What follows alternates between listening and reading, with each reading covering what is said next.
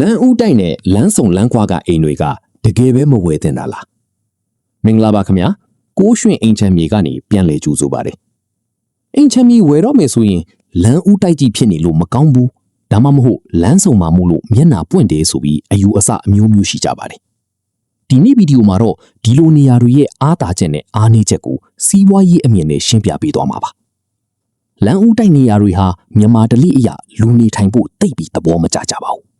ဒါပေမဲ့စီးပွားရေးအမြင်နဲ့ကြည့်မယ်ဆိုရင်တော့လမ်းကလာတဲ့သူတိုင်းမြင်နေရတဲ့အတွက်ကြော်ညာဆိုင်ပုတ်တင်ဖို့နဲ့ showroom ဖွင့်ဖို့အတွက်တော့အရန်ကောင်းတဲ့နေရာမျိုးဖြစ်ပါတယ်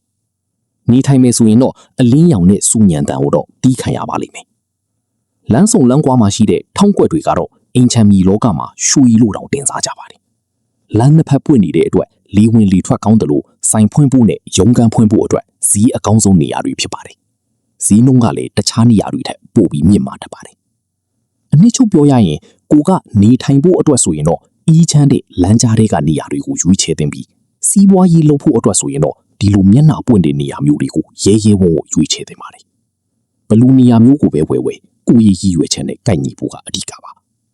မန္တလေးကနေရာကောင်းတွေကိုစုံစမ်းကြည့်ကျွန်တော်တို့စီလာခဲ့ပါခင်ဗျအင်ချမ်းမီဘုံတူတာတွေအမြင်သိရဖို့ကိုးရွှင်အင်ချမ်းမီကိုအခုပဲ follow လုပ်ထားလိုက်ပါ